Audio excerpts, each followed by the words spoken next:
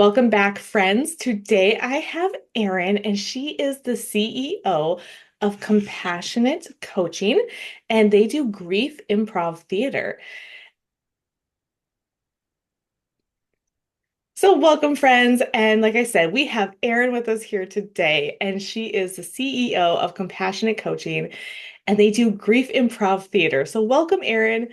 And I'd love to hear your story and just kind of how you got started with this. Oh, thanks for having me, Nicole. I'm so happy to be here. So, my story. So I come to this work with a long acting background. And I was doing a lot of acting in the DC area where I'm based.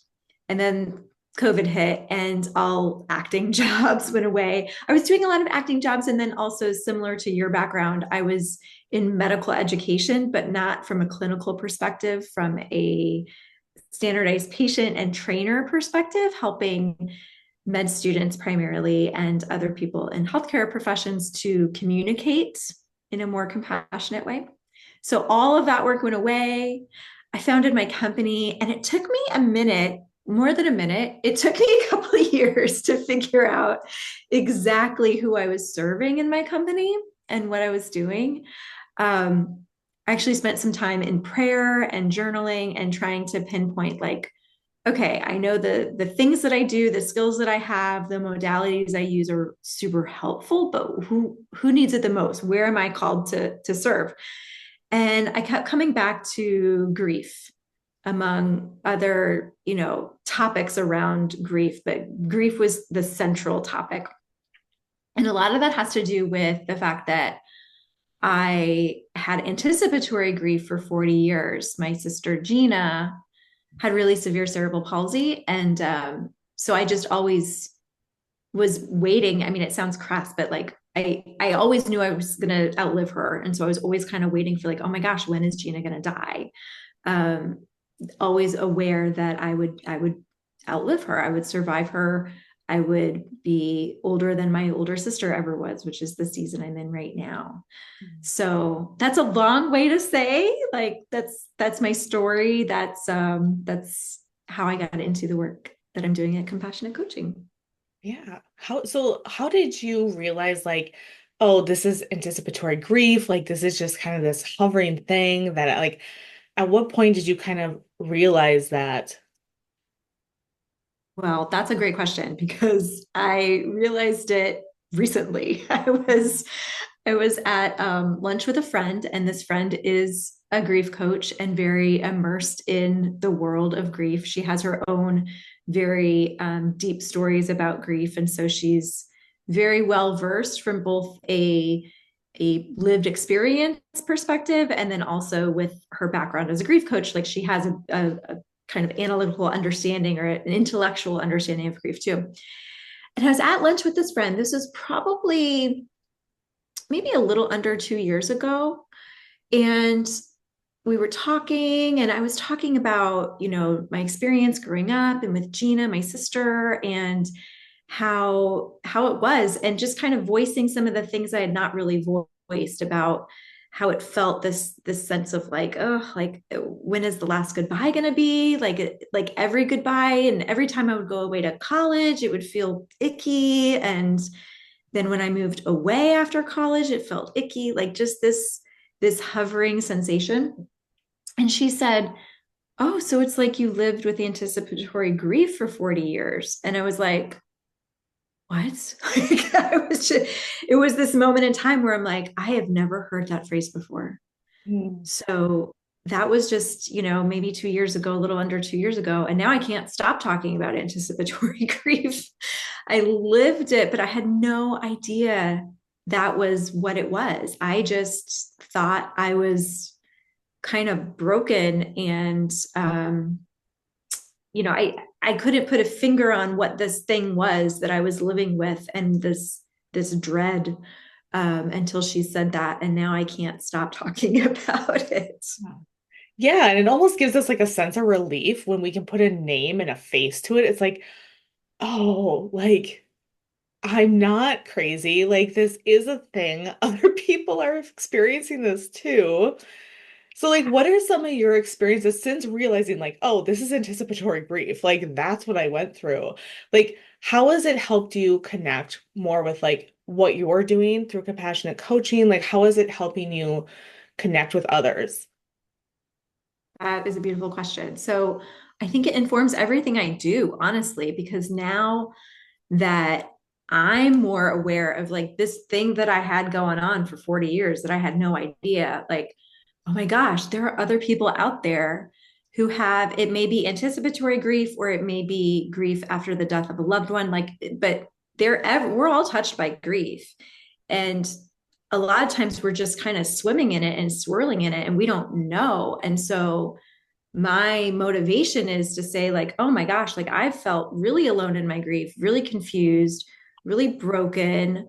And I know there are other people out there like that are feeling that. So that helps me do the work that I do, because if I was able to come to that realization at the age of like 45, 40, I don't know how old I was at the time. I guess like 45, that that's shocking, right? That I lived it for 40 years and yet I had no idea what was happening. So that really motivates me and helps me keep going, because I know there are other people out there who can't really put their finger on why they're feeling what they're feeling, and having the sensation that you're the only one. And it's so lonely and it's so we're not talking about it enough. So that's a lot of what I do with grief improv theater is, getting people to share their stories so that we can see we're not alone. We can hear other people's stories and see that it's universal. Yeah, that's exactly it, right? Because, like you said, like, I felt alone, confused. And it is like you just feel so isolated and lonely, like you're the only person. And then we look at other people's and like their story doesn't quite match up with what we had. Like there's a few similarities, but we're like, I don't know. Like, Yeah. so let's talk about your improv theater. So how do you reach those people who are like, I feel something, right? Like I feel this impact, like you said, with your anticipatory grief, like it just felt like a hovering thing. Like I feel this. I think I'm the only one. Like, how do you reach them to help them realize, hey, you're not alone? Yeah. So what we do, and it's a whole process with a whole team of people, we do this beautiful art form called playback theater.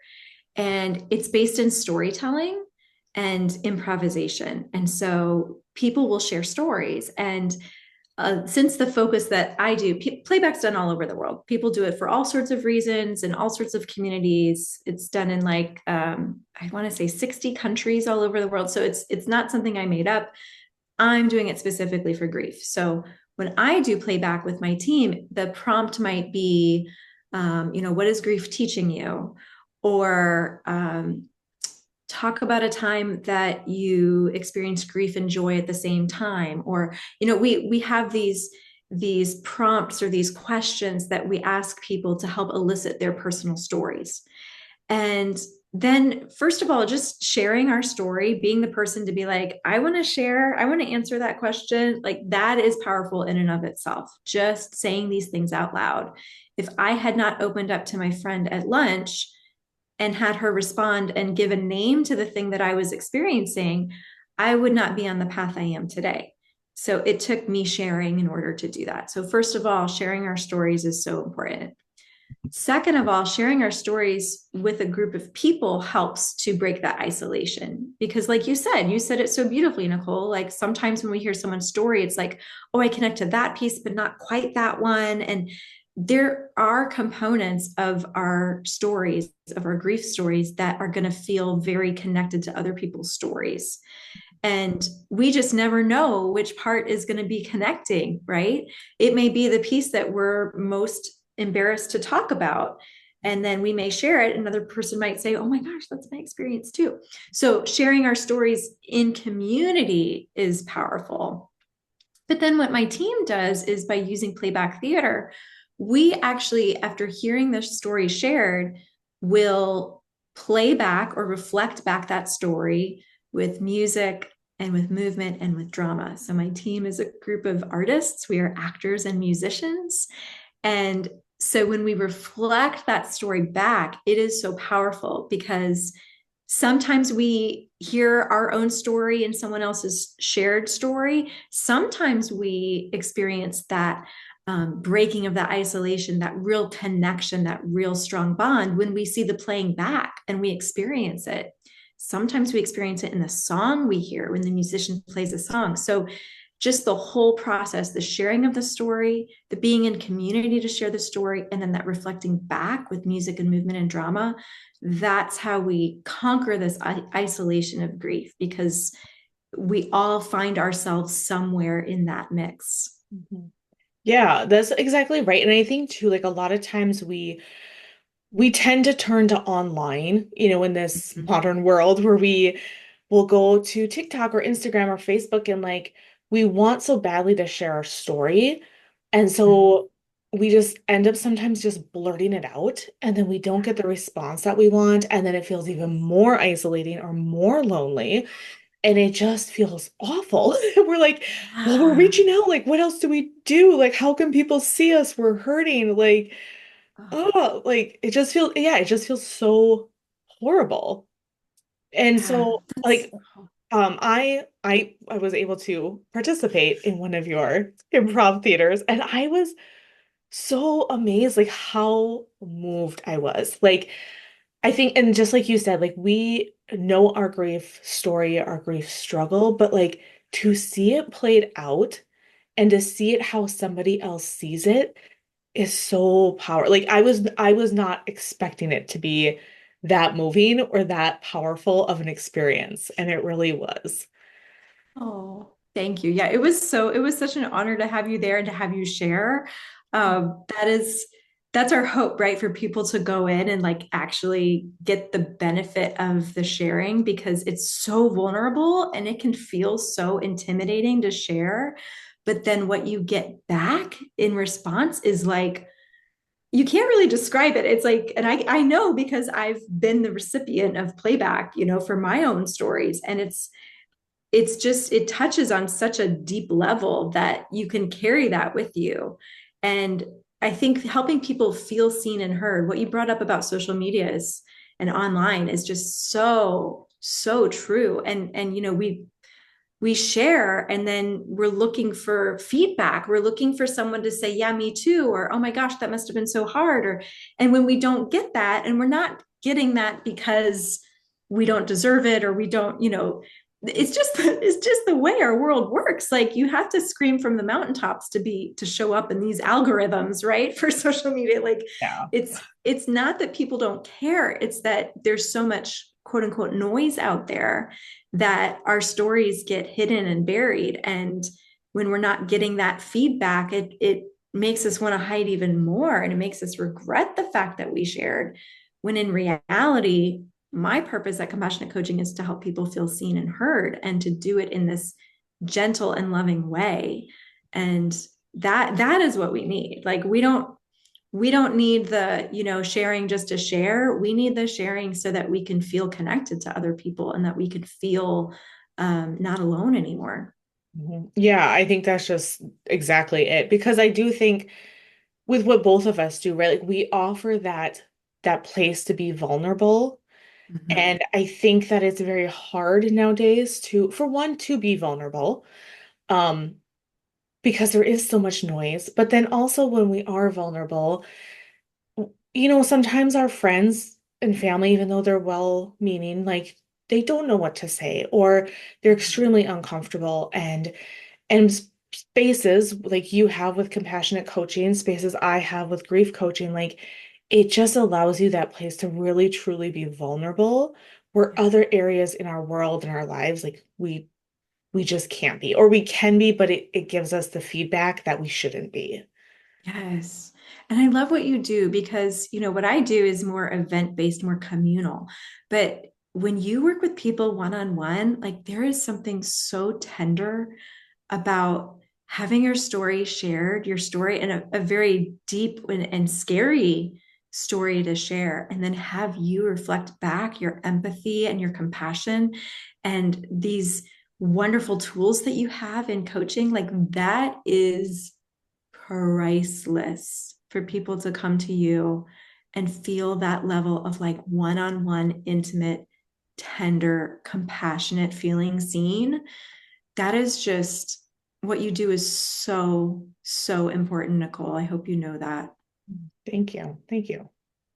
Yeah. So what would you say to people who are like, okay, I want to check out this compassionate coaching. It sounds like it's a group thing, and I'm just gonna hover in the background. Yeah, I mean, hover away, that's fine. Like we don't force anyone to participate.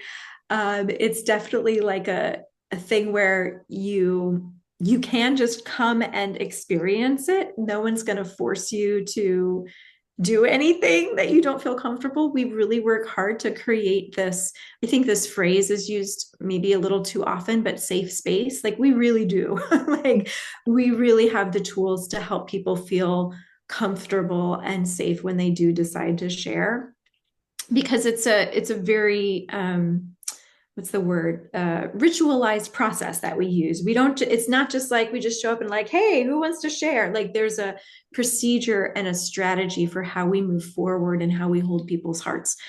So come and sit back, that's totally fine. I think I want to say, did you write, because you were so generous and after you attended, you wrote a little blurb back to me, and I want to say you put something about like, I wasn't going to share. Like I was just going to show up, but I couldn't help it. Like I ended up sharing. And so, Yeah, for sure.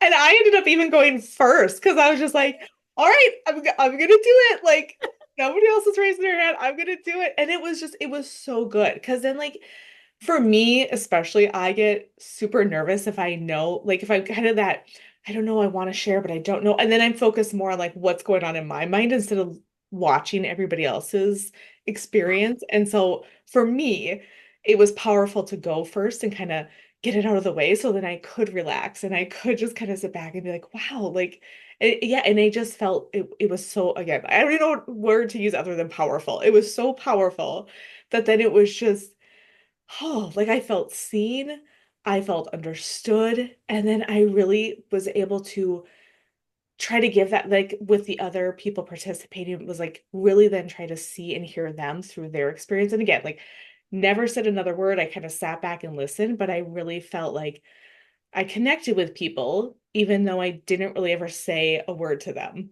I mean, we kind of had the mm. chat going like a little bit, but like, yeah, it was just, it was so good. It was so powerful and just beautiful. And Yeah. thank you for going first. Like that's always, I don't want to say always, but oftentimes that's the hardest, right? Is for the first person to be like, I'll Yeah. share. Yeah. And it takes a lot of guts. But then the beauty of that is that you open the door for other people to share, right? And so as a coach, you're like modeling, right? Like you brought your whole self that day because you were able to be like, I will go first. Like I am scared and I am feeling that feeling and I am moving forward. It's like Yes, right. such a coach thing to do.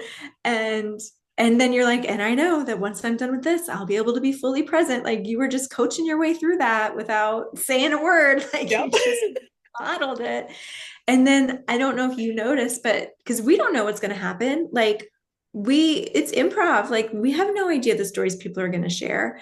And so what happens is one story tends to lead to another. And so there's what we call a red thread. And so you actually help open that red thread up by going first, Nicole, because then the other people bringing, and we ended up with a very spiritual red thread. A lot of people were talking about purpose and feeling called and wanting some sort of sense of affirmation from God that they were doing what they were meant to do. I mean, that became like this really powerful thread that was in almost everyone's story at that particular event. And so I was really grateful to you that you shared your story, because and then you kind of get a little like, like I shared, like who's gonna pick up what I put down? And then like and Yep. then it's kind of fun to see like what happens next, because there is that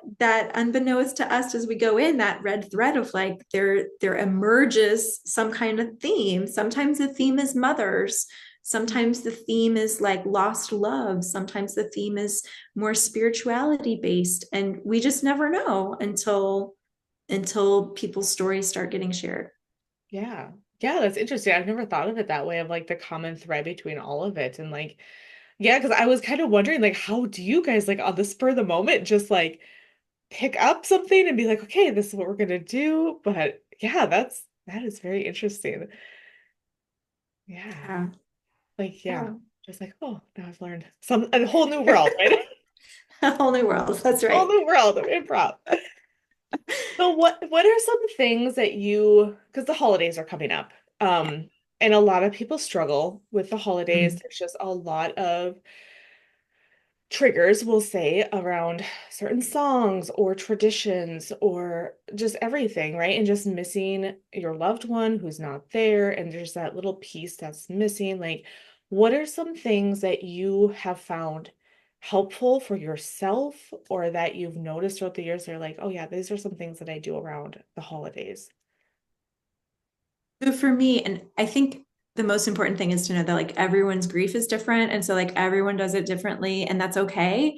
And you can like change what you do every year. So for me, it's a little extra tricky. My sister died November 30th. And so I get extra tender around this time of year because I'm remembering, when she died. And so that feels a little just different for me. Um, and so I've done a lot of things to help me over the past however many years since she died. Gina died in 2016. So I guess we're going on 8 years.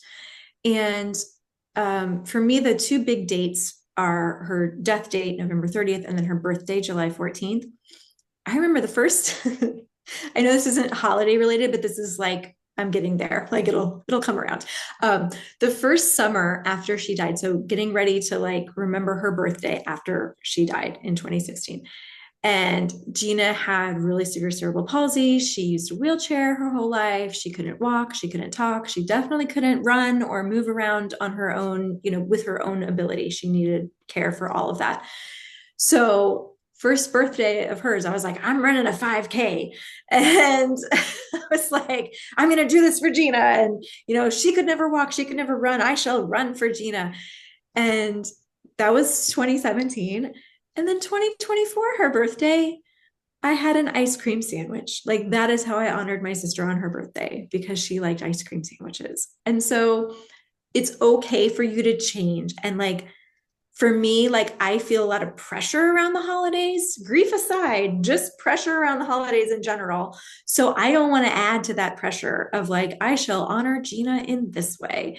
And I'm also coming up on my grandma's death anniversary too, is around the holidays. And so it's like, I don't need to pressure myself into doing something, to quote unquote honor them and show them I love them, when in reality, it's really about my own self care. So for me, what I've been doing lately is really focusing on my own self care. So self care for me looks like more time at walking outside, more time in nature, more time, I'm trying, in prayer, more time with loved ones who I feel supported by. That is how I've been taking care of myself in the holidays and not having to do anything in particular ritualistically.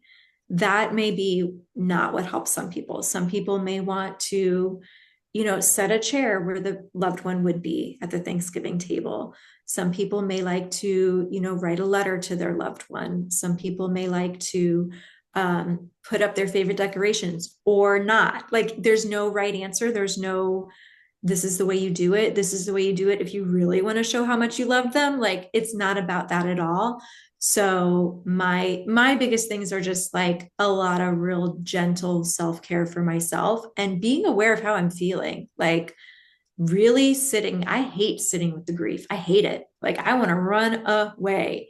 And yet as a coach, I know that that's not helpful. And so really sitting in that uncomfortable spot of being like, okay, I'm feeling grief in my body. Like this is how I'm feeling, and not try and fill it with, I'm going to go shopping. I'm going to go eat a ton of sugar. I'm going to go work. Like really sitting in that grief really is hard, but that's another way that I'm trying to honor myself during these holidays. Yeah. Yeah, I love that. Just like that where you just said like gentle, just very Yeah. gentle. because I mean, obviously, yes, the holidays are very stressful to begin with. Yeah. And then I hear a lot of people like trying to fit in another thing to remember, Yes. like, oh, in their memory. And again, I think that is great. But I always ask people like, how can you simplify it? Like, Mm. how can you simplify that even more? Because Yes. I do think, and for me, last year I started where I finished my Christmas shopping by the start of Advent, or it was like right around, that first. Yeah, Woo! that You was a go. huge That's win for me. amazing. Yeah, and it just made it so much more peaceful, like just the whole holiday season. And there was a few things that were kind of I still needed to get or finalize. But, I always tell people like, even if you just kind of have a cutoff date of like, okay, I'm done by this day, like, and yeah, just simple, like, I'm just gonna light a candle for them. It's not about Mm. competitiveness of, "Oh, I need to like do something big." And I think sometimes, yes, like you said, you ran a 5K, like that also can feel good, but to know where you're at. Because yeah, I Yes. think for me it does. It comes and goes also, where it's like, okay, this is the year I'm gonna do, like I want to do something and I have the energy for that. But Yeah. yeah, it's all about being in touch with the feelings and knowing and allowing the feelings and being like, okay, I'm feeling a lot of grief and I'm not going to run from it. I'm going to allow it and I'm going to plan around that and just being gentle. Yeah, I love that word, gentle, just being very gentle, very gentle. Mm.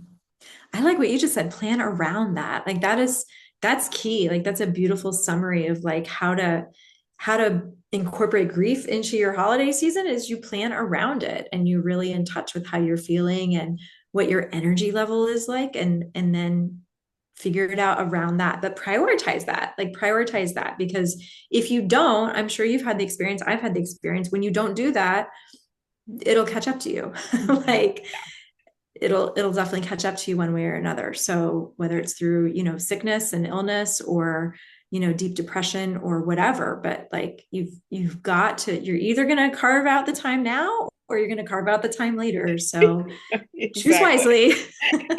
Exactly. Yeah, that's great. So, just tell us a little bit like how can we find you? How can people sign up for your compassionate coaching? Like I just again, I cannot express like just I encourage people to go and to go, even if you want to hover, like I had anticipated doing, but just go because it is very powerful. It is very moving. It was very healing also. So how can Aw. they find you? So my website is compassionatecoaching.org, not .com, .org. And then I also blog over on Substack about my experience with anticipatory grief. So that is grief stories, all one word, .substack.com. And I'm actually getting ready to publish a book about my experience with anticipatory grief too. So if you are interested in that piece of anticipatory grief, I recommend the Substack site. And then once the book is available, you'll be able to find that out on that site too. Awesome. Yeah. That's awesome. Because I also am like, oh, I should write a book someday. It's kind of on my to-do list somewhere. But All right. it's amazing. Yeah, because I do think that like there are some grief books, right? There's grief sites, but I also think that it never hurts to have so many varieties because people are in such different places. And so I do think that it's helpful because what might resonate for me from a grief book might not resonate with the next person. And so yeah, I Exactly. again encourage people to go check out your book when it's done because I like to have kind of in my wheelhouse like different things Yes. where people are at. Yes, I love that. And as a coach, I'm sure that's very helpful too for you to have all the tools and access to all the different experiences so that whatever someone brings to you, you're like, I'm ready. I got that. Yeah. Yeah. I love that. That's awesome. So awesome. Well, thank you so much, Erin. And is there Thank you, anything Nicole. else that you want to tell people before we go? I just want to tell people how awesome you are. That's what I want to tell them.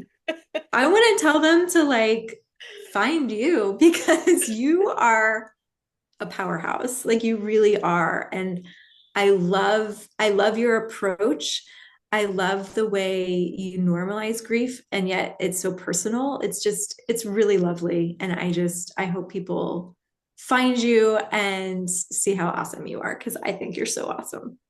Thank you. Thank you so much. So Welcome. that leads me to, if people do want to book a call with me, there's a free call that I do. It's at nursegriefcoaching.com. And thank you so much again, Erin.